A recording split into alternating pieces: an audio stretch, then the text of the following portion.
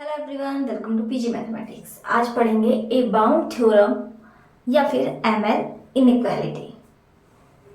हम complex functions में बात कर रहे हैं और उसी से रिलेटेड है, कॉम्प्लेक्स इंटीग्रेशन में जो बात कर रहे हैं उसी से रिलेटेड है ये थ्योरम। तो समझ लीजिए ये थ्योरम है क्या, लिखते जाते हैं साथ के साथ समझते जाते हैं थ्योरम के बारे में। सबसे पहले लिख लिए जो एफ जो है हमारा एफ जेड, जो हमने फंक्शन है जिसका हम इंटीग्रेशन करते हैं, वो फंक्शन इस इनक्वालिटी की या थ्योरम की खास बात है, वो फंक्शन होना चाहिए हमारा continuous. F Z is continuous, continuous function कहाँ पे? ऑन कर्व सी। और सी हम क्या ले रहे थे?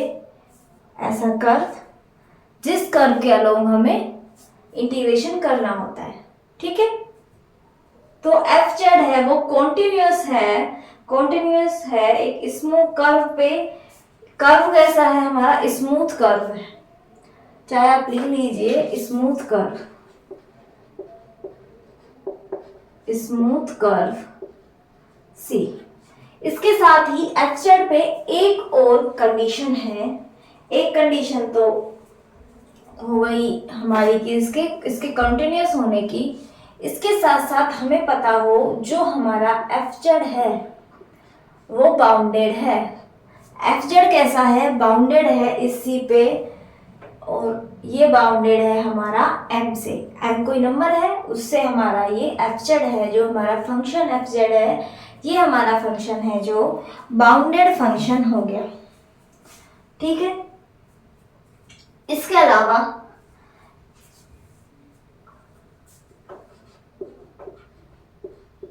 हमें बाहर चाहिए भी नहीं, कर्व पे इंटीग्रेशन कर रहे हैं, इस कर्व के लिए चाहिए, इस कर्व पे ही कंटिन्यूअस हो, इस कर्व के लिए के हर पॉइंट के लिए बाउंडेड हो। और बाउंडेड किससे है? एम से ही हमने मान लिया है। तो देन जो इंटीग्रेशन होता है along C f z d z integration है, जो कॉम्प्लेक्स इंटीग्रेशन एफ जेड का है अलोंग सी, ये होता है हमारा m इंटू एल। क्या होता है? m into L. और ये बराबर भी नहीं, इससे छोटा या इसके बराबर होता है। इसका प्रूफ देखेंगे हम, आपको समझ आएगा m इंटू एल कैसे आया। m तो आप समझ ही गए हैं, जो m कौन सा है हमारा? ये m है हमारा, ये बाउंडेड वाला, जहाँ जिस पॉइंट से या जिससे हमारा ये जो ये फंक्शन हमारा बाउंडेड हो रहा है जिस नंबर से। l क्या है? l है where l is length of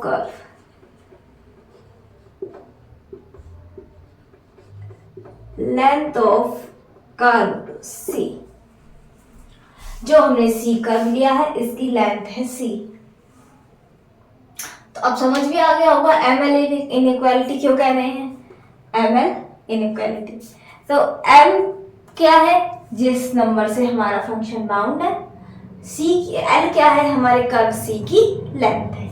और इंटीग्रेशन की वैल्यू जाती है m इंटू एल। कंडीशन क्या है? C पे हमारा फंक्शन कॉन्टिन्यूअस भी होना चाहिए। बात करेंगे इसके प्रूफ की बात करेंगे।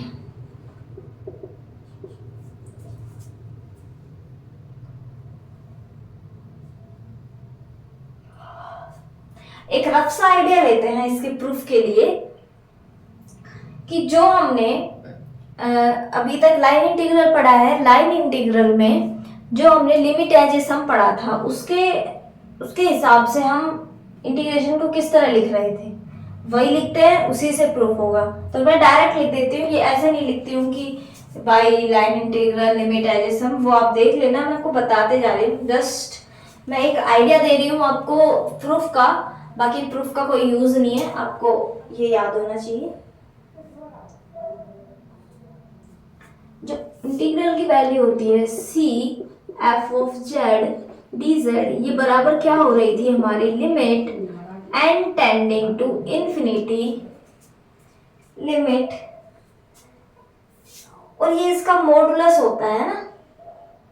इंटीग्रेशन पॉजिटिव नेगेटिव किसी में भी आ सकता है। अब ये मोड की वैल्यू हम कोई पॉजिटिव नंबर ही देंगे, लेंथ होगी वो पॉजिटिव ही होगी, तो इसका मोड, इंटीग्रेशन का मोड ml से कम ही होगा। ठीक है, तो इसका क्या है, समेशन r बराबर 0 to n f z gamma r del z r। इसी तरह हमने लिखा था, आई थिंक आपको याद होगा। तो ये हो गया हमारा इसका लाइन इंटीग्रल वाली जो डेफिनेशन है, जो हमारा लाइन इंटीग्रल का फॉर्मूला है। अब हम क्या करते हैं, दोनों तरफ मोड लेते हैं। इसका दोनों तरफ हमने लिया मोड, ठीक है, इसका हमने ले लिया मोड। और आप जानते हैं लिमिट और ये समेशन है, ये बाहर आ जाता है मोड से, और लेस देन वाली कंडीशन होती है। ऐसे होता है ना कि जैसे लिमिट पे तो हमारा समेशन का कोई इफेक्ट है ही नहीं, ओ सॉरी, मोड का समेशन पे इफेक्ट है। तो हमेशा होता क्या है, जैसे अब आपने पढ़ा होगा a प्लस बी का मोड, लेस देन होता है mode a mode b, mode a plus mode b। तो ये हमारा हो जाएगा लेस देन, लिमिट से मतलब है ही नहीं हमें, and tending to infinity summation, ये समेशन है जो ये प्लस वाला है, समेशन r बराबर 0 से n बाहर ले आए, और ये हमारी एक क्वांटिटी है, इस पूरे पे मोड।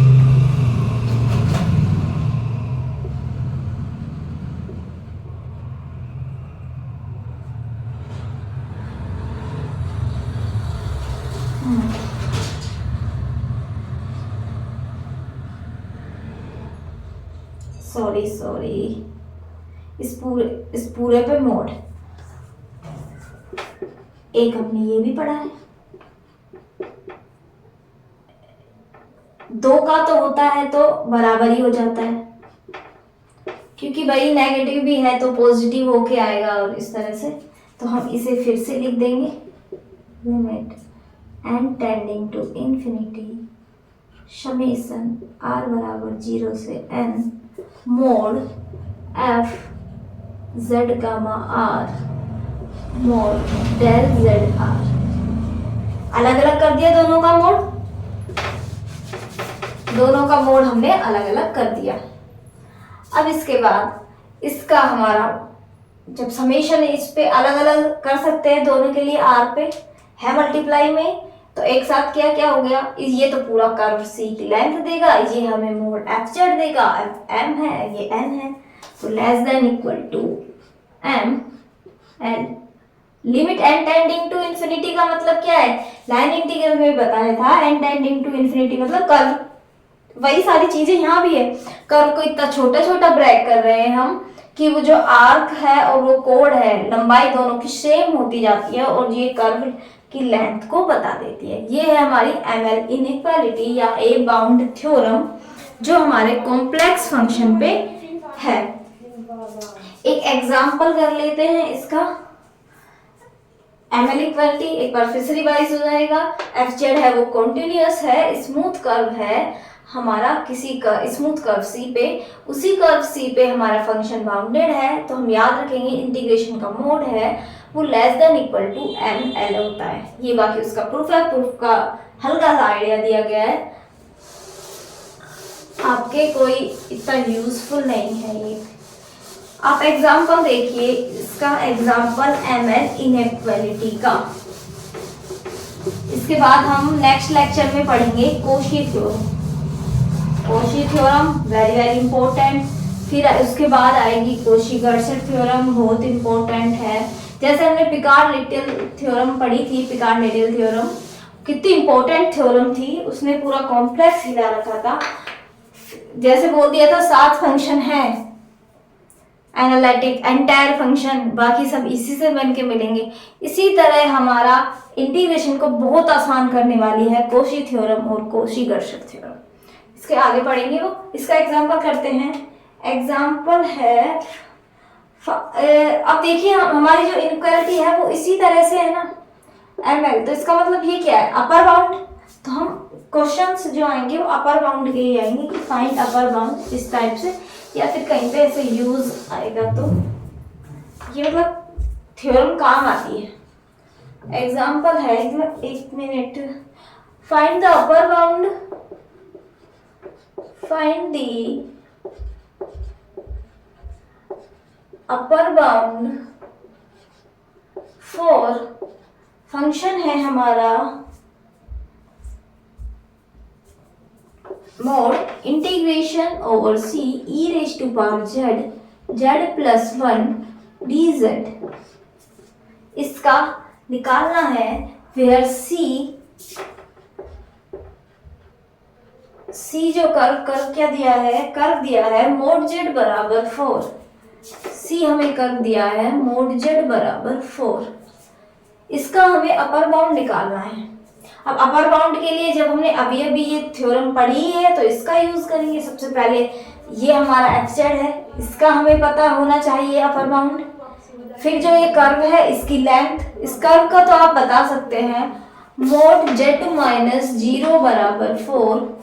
आपने पढ़ा होगा z माइनस a बराबर r। ये एक सर्किल की इक्वेशन है, a यहाँ पे सेंटर है, r उसकी रेडियस है, r उसकी रेडियस है।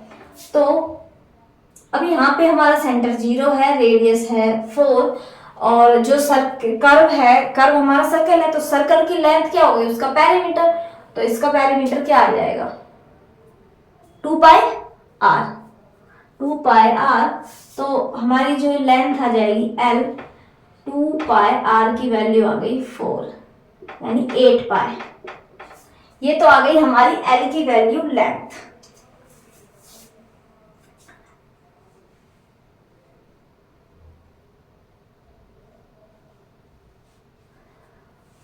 अब हमें इस फंक्शन की भी तो निकालना पड़ेगा अपर बाउंड।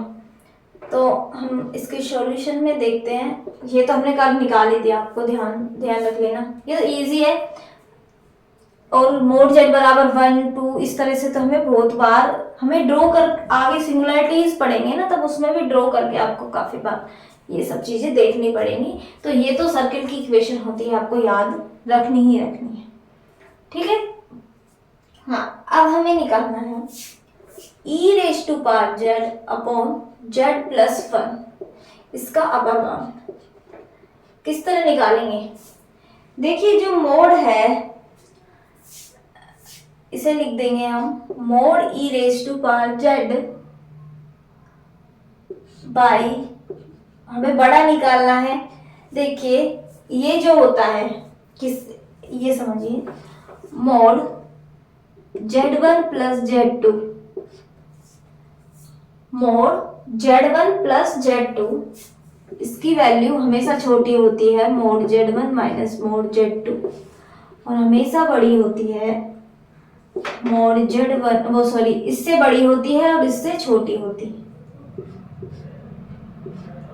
तो अब हमें इसका अपर बाउंड निकालना है, और इस क्वांटिटी में हमने मोड ऊपर रखा, नीचे रखा। अब हम इसे जब हमें बड़ा करना है, अपर बाउंड बनाना है, तो ये वाली चीजें हमें छोटी रखनी पड़ेगी। नीचे वाली चीज छोटी रखेंगे तभी तो हमें पूरी क्वांटिटी बड़ी मिलेगी। जब हम डिनोमिनेटर को छोटा करेंगे तभी तो हमें एक्चुअल क्वांटिटी बड़ी मिलेगी। तो हमने ये छोटी वाली चीज यहाँ पे रख दी है, तो ये इस वजह से हुआ। अब मोड z की वैल्यू हमें पता ही है, ये वाली। और आप एक चीज और देख लीजिए, है ना, ये दिया है e raise to power z, ये हो गया e raise to power x plus iota y, इसे लिखा e raise to power x, e raise to power iota y। और जब मोड लगाएंगे ना इस पे, तो ये अलग अलग मोड होंगे, ये होगा जो e raise to power iota y, e raise to power iota y का मोड हमेशा 1 आएगा। ये एक यूनिट सर्किल है एक तरह से, है ना। इसको कभी कोई बड़ा एग्जाम्पल करेंगे ना, तब उसमें मैं आपको बताऊंगी ये एक यूनिट सर्किल की तरह बिहेव करता है। या फिर आप ऐसे समझ लीजिए कोस, इसे हम क्या लिखेंगे, cos y plus iota sine y, इसका मोड है। इसका मोड क्या होगा, root of cos square y plus sine square y, ये वैल्यू 1, रूट 1 1, इसका मोड तो एक्चुअल में 1 ही आएगा हमेशा। बच गया क्या, ई रेज टू पावर एक्स, ये वैल्यू हो गई ई रेज टू पावर एक्स का मोड बटे में मोड जेड माइनस 1। अब ई रेज टू पावर एक्स बच गया। अब ई रेज टू पावर एक्स पे वैसे मोड लगाने की जरूरत नहीं है,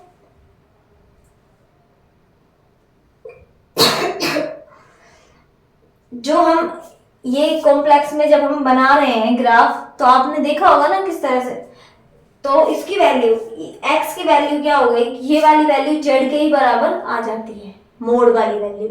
तो ये वैल्यू आ गई हमारी ई रेज टू पावर 4, या फिर आप ऐसे लिख लीजिए x by mod z minus 1, और इसे हम लिखेंगे e raise to power 4 by 4 minus 1 less than equal to e raise to power 4 by 3।